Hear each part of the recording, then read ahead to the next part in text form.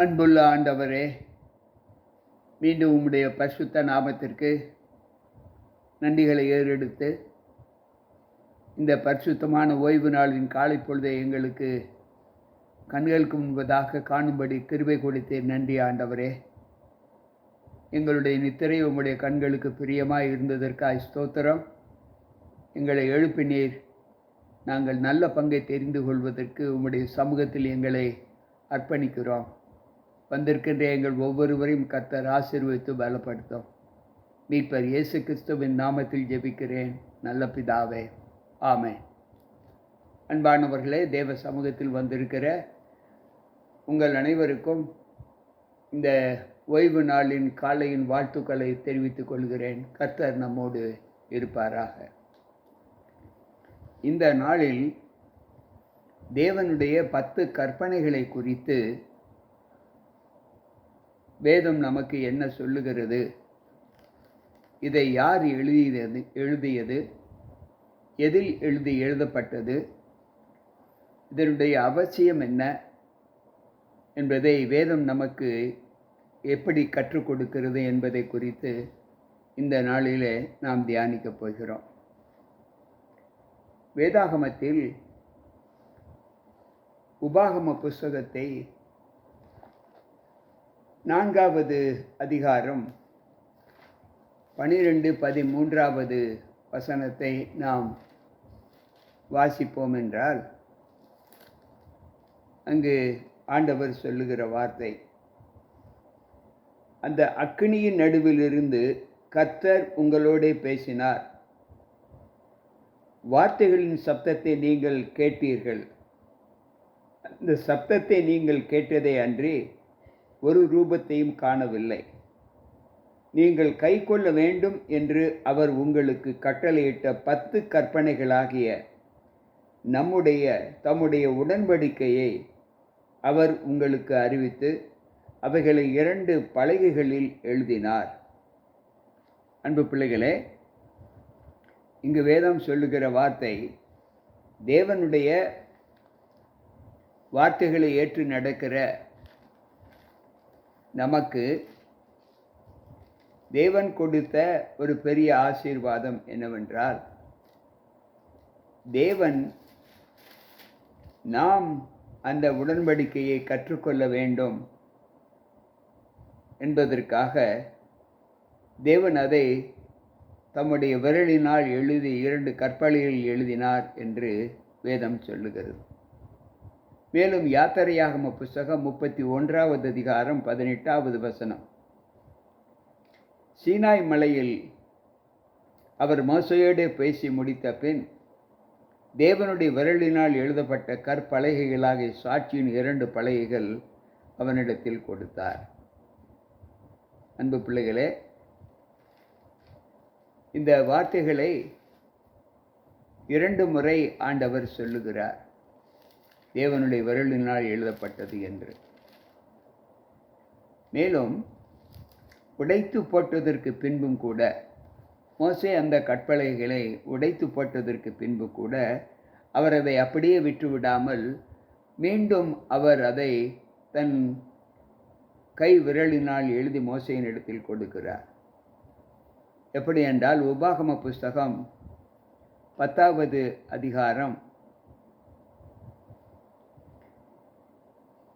முதல் 3 வசனங்களை வாசித்தால், அக்காலத்திலே கர்த்தர் என்னை நோக்கி, நீ முந்தினவைகளுக்கு ஒத்த 2 கற்பலகைகளை வெட்டி கொண்டு மணையில் மேல் ஏறி என்னிடத்தில் வா, ஒரு மரப்பெட்டியையும் செய்வாயாக. நீ உடைத்து போட்ட முந்தின பலகைகளில் இருந்த வார்த்தைகளை நான் அந்த பலகைகளிலே எழுதுவேன், நீ அவைகளை பெட்டியிலே வைப்பாயாக என்று சொல்லுகிறார். அன்பு பிள்ளைகளே, தேவன்தான் இந்த கட்டளைகளை எழுதினார் என்பதற்கு எத்தனை ஆதாரங்கள் வேதாகமத்தில் ஆண்டவர் கொடுத்திருக்கிறார். யாத்திரையாகம புஸ்தகம் 34வது அதிகாரம் 1வது வசனம், கர்த்தர் மோசேயை நோக்கி, முந்தின கற்பலகைகளுக்கு ஒத்த 2 கற்பலகைகளை இழைத்து கொண்டு நீ உடைத்து போட்ட முந்தின பலகைகளில் இருந்த வார்த்தைகளை அவைகளில் எழுதுவேன் என்று சொல்லுகிறார். அன்பு பிள்ளைகளே, சற்று நம்முடைய வாழ்க்கையில் நாம் தேவனோடு இருக்கிற அந்த அனுபவங்களை எப்படி பார்க்கிறோம்?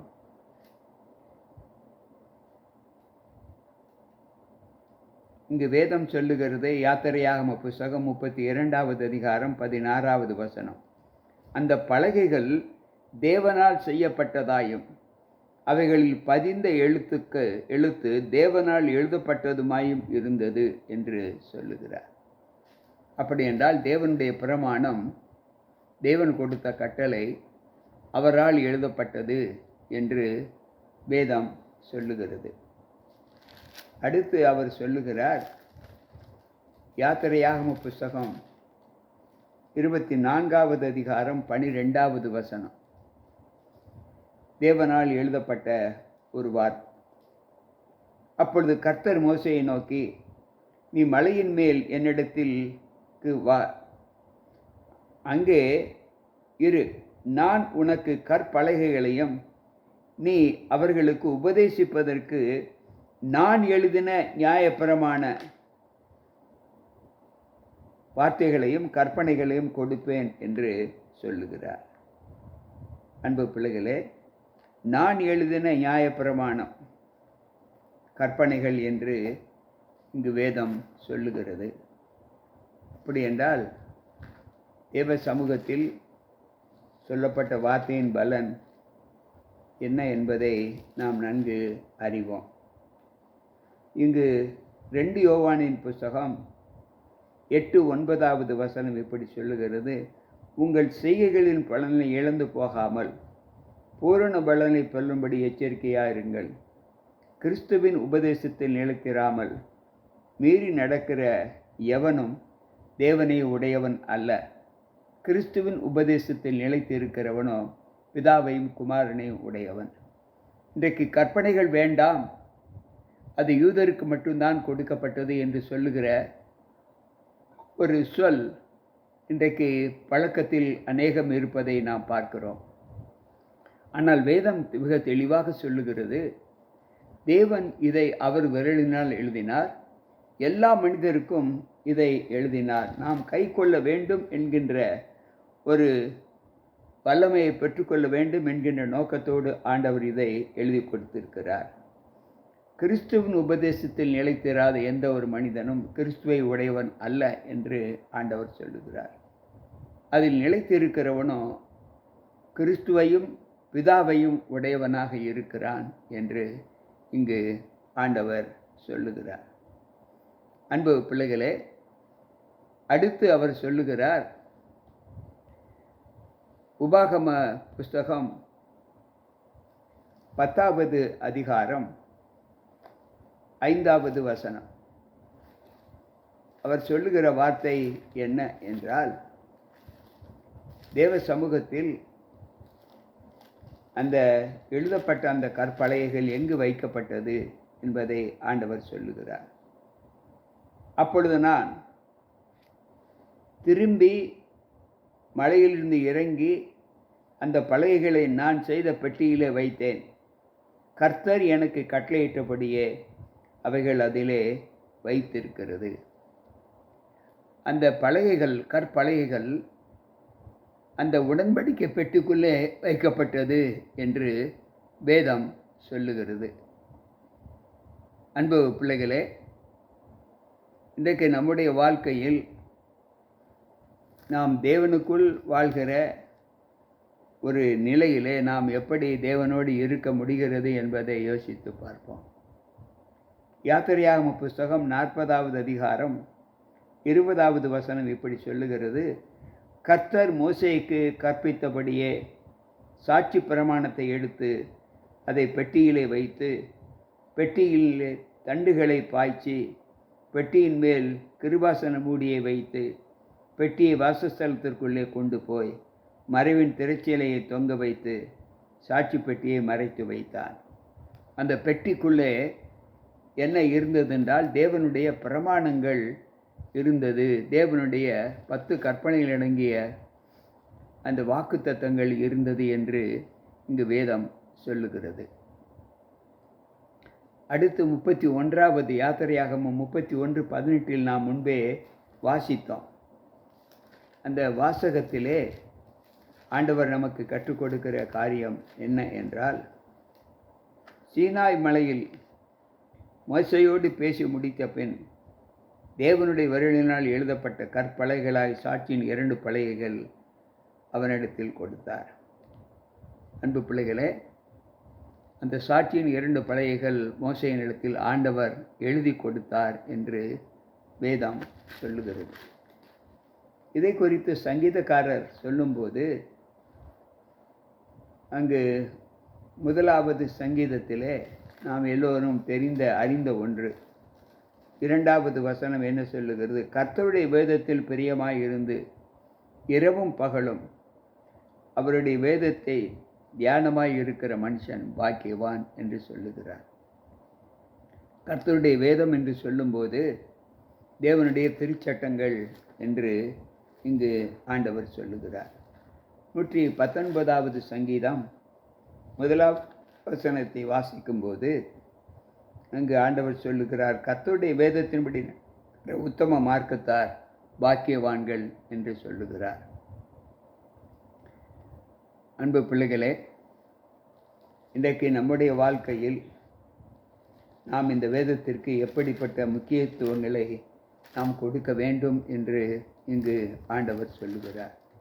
111வது சங்கீதம் அங்கு 7வது 8வது வசனத்தை வாசிப்போம் என்றால் ஆண்டவர் சொல்லுகிற வார்த்தை, அவருடைய கரத்தின் கிரியைகள் சத்தியமும் நியாயமுமானவைகள், அவருடைய கட்டளைகள் எல்லாம் உண்மையானவைகள், அவைகள் என்றென்றைக்கும் உள்ள சதா காலங்களுக்கும் உறுதியானவைகள், அவைகள் உண்மையும் செம்மையுமானவைகள், அப்படி செய்யப்பட்டுள்ளது என்று சொல்லுகிறார்.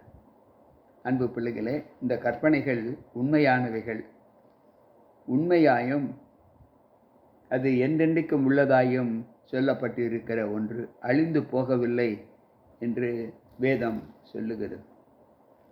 இன்றைக்கு இந்த சத்தியங்களிலே நாம் நிலைத்திருக்கிற ஒரு அனுபவத்தை எப்படி பார்க்கிறோம் என்பதை நாம் வாசித்து பார்த்தால் 19வது சங்கீதத்திலே 7வது வசனம் இப்படி சொல்லுகிறது, கர்த்தருடைய வேதம் குறைவற்றதும் ஆத்துமாவை உயிர்ப்பிக்கிறதுமாய் இருக்கிறது, கர்த்தருடைய சாட்சி சத்தியமும் பேதையை ஞானியாக்குகிறதுமாய் இருக்கிறது. கர்த்தருடைய கட்டளைகள் ஆத்துமாவை உயிர்ப்பிக்கிறதாய் காணப்படுகிறது என்று ஆண்டவர் சொல்லுகிறார். அன்பு பிள்ளைகளே, அப்படி என்றால் இந்த கற்பனைகளுக்கு இருக்கக்கூடிய முக்கியத்துவங்கள் எப்படிப்பட்டதாய் நம்மை தேவ சமூகத்தில் பலப்படுத்தி காண்பிக்கிறது என்பதை யோசித்து பார்ப்போம். 1 யோவானின் புஸ்தகம் 3வது அதிகாரம் 4வது வசனம் சொல்லுகிறது, பாவம் செய்கிற எவனும் நியாயப்பிரமாணத்தை மீறுகிறான், நியாயப்பிரமாணத்தை மீறுவதே பாவம் என்று இங்கு ஆண்டவர் சொல்லுகிறார். தேவனுடைய பிரமாணங்களை யார் கை கொள்ளவில்லையோ அவர்கள் பாவிகளாக பெயர் சூட்டப்படுகிறார்கள் என்று இங்கு ஆண்டவர் சொல்லுகிறார். மேலும் ரோமர் 3வது அதிகாரம் 20வது வசனத்திலே ஆண்டவர் சொல்லுகிற பலன் என்னவென்றால், இப்படி இருக்க வேதத்தை பாவத்தை அறிகிற அறிவு நியாயப்பிரமாணத்தினால் வருகிறபடியால் எந்த மனுஷனும் நியாயப்பிரமாணத்தின் கிரியைகளினாலே நீதிமானாக்கப்படுவது இல்லை என்று இங்கு வேதம் சொல்லுகிறது. அன்பு பிள்ளைகளே, தேவ சமூகத்தில் அவருடைய கிருபை நிமித்தம் மட்டுமே நாம் ரட்சிப்பின் பாதையில் நடந்து செல்ல முடியுமே தவிர வேறு எதிலும் நாம் நடந்து செல்லக்கூடாது. இதனால் நாம் தேவனுடைய பிரமாணங்களை கை கொள்ள வேண்டாம் என்று வேதம் சொல்லவில்லை. சிலர் நினைக்கலாம் பிரமாணம் தேவையில்லை, அதற்கு இந்த வசனத்தை அவர்கள் சான்றாக சொல்வது இதனுடைய வழக்கம். ஆனால் இந்த வசனம் என்ன சொல்லுகிறது என்றால், ரோமர் 7:7 வாசிக்கும்போது, அவர் சொல்லுகிறார்.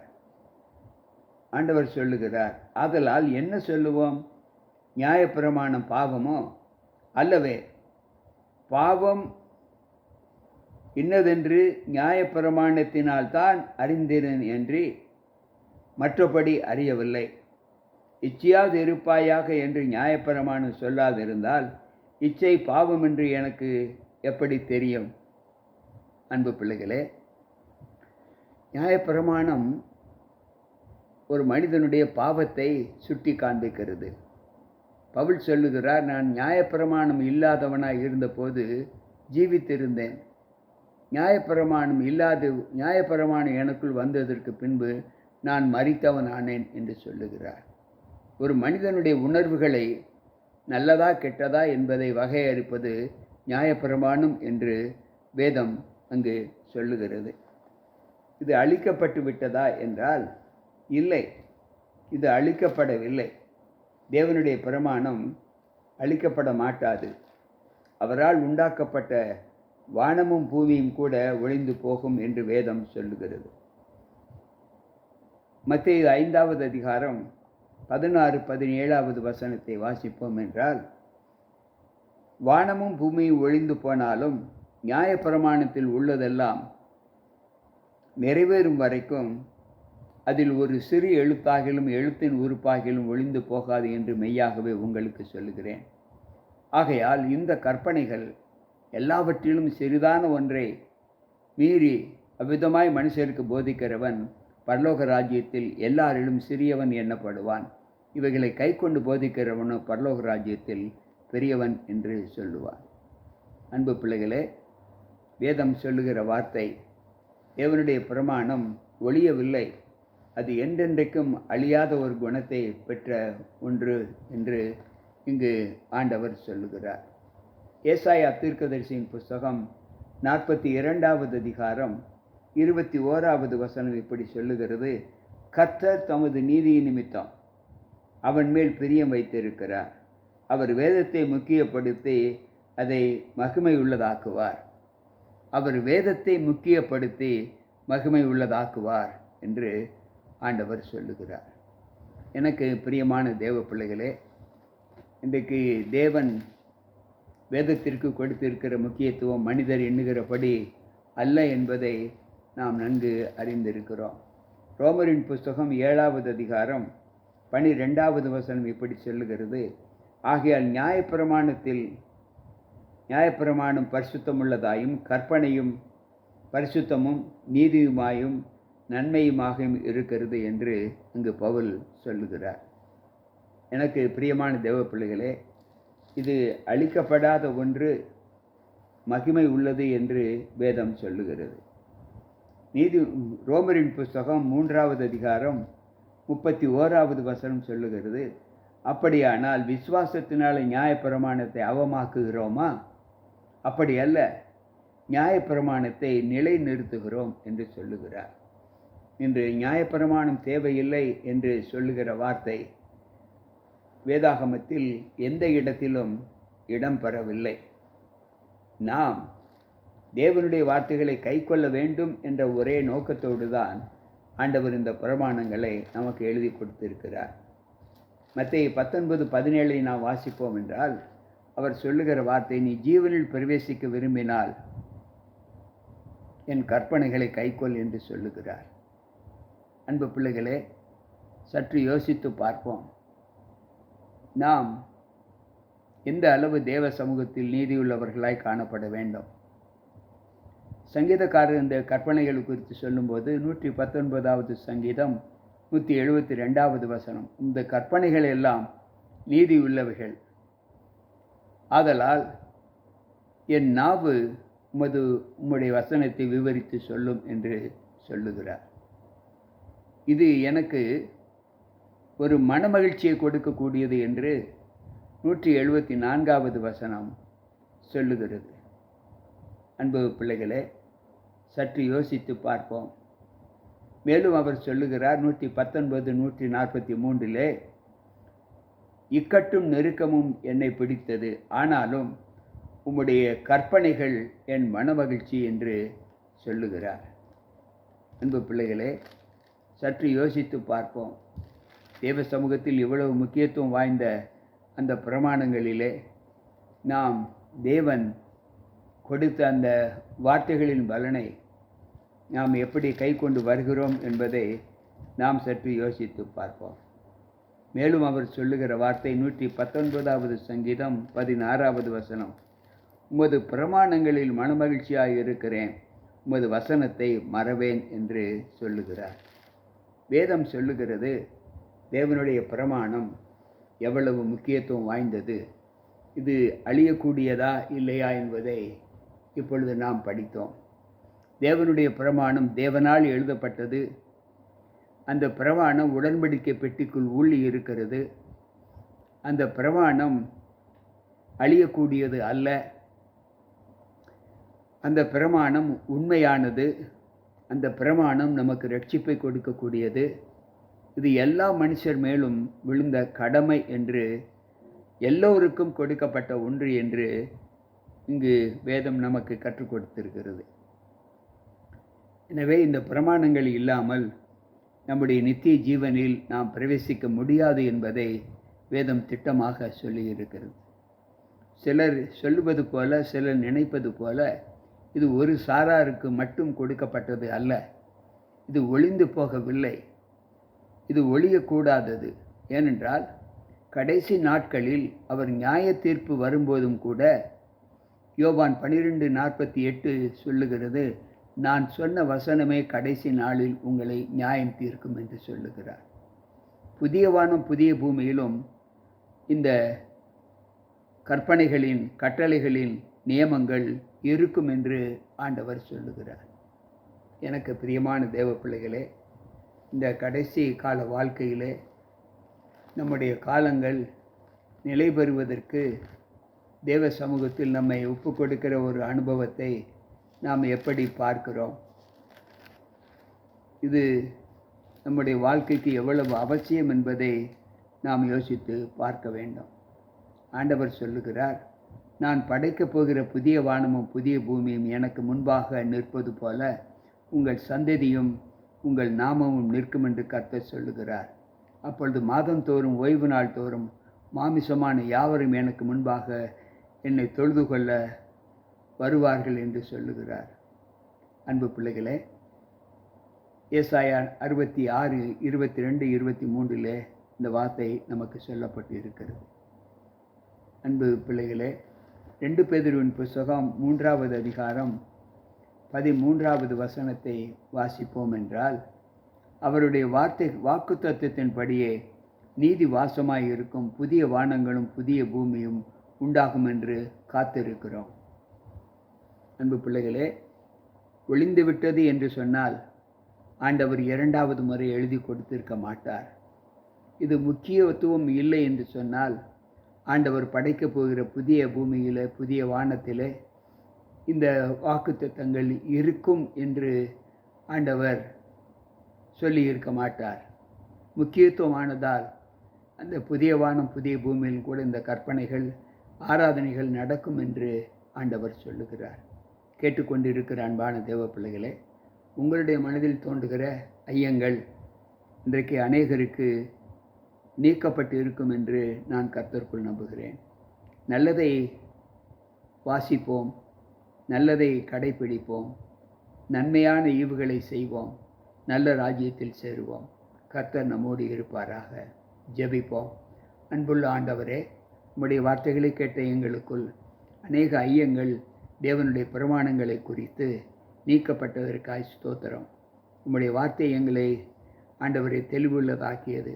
தேவனுடைய பிரமாணம் எல்லாவற்றிலும் மெய்யானது என்று கண்டு இந்த உலகத்தில் உள்ள எல்லா பொய்வழிகளையும் நான் வெறுக்கிறேன் என்று தாவீது சொன்னது போல, இன்றைக்கும் எங்களுடைய பொய்வழிகளை நாங்கள் வெறுத்து உம்முடைய உண்மையான அந்த பிரமாணத்தை, அந்த வார்த்தைகளை கை கொண்டு நடக்க எங்களுக்கு பலத்தை தாரும். கேட்டுக்கொண்டிருக்கிற ஒவ்வொரு பிள்ளைகளுக்கும் அந்த ஆசீர்வாதத்தை தந்து தேவராஜ்யம் செல்ல பிள்ளைகளை அழைத்து வாரும். மீட்பர் இயேசு கிறிஸ்துவின் நாமத்தில் ஜெபிக்கிறேன் நல்ல பிதாவே, ஆமென். அன்பானவர்களே, மீண்டும் நாளை சந்திப்போம். உங்கள் போதகர் ஜி.கே. ராபர்ட். நாளைய தினத்தில் இன்னொரு சத்தியத்தை நாம் கேட்போம். கர்த்தர் நம்மோடு இருப்பாராக. ஆமென்.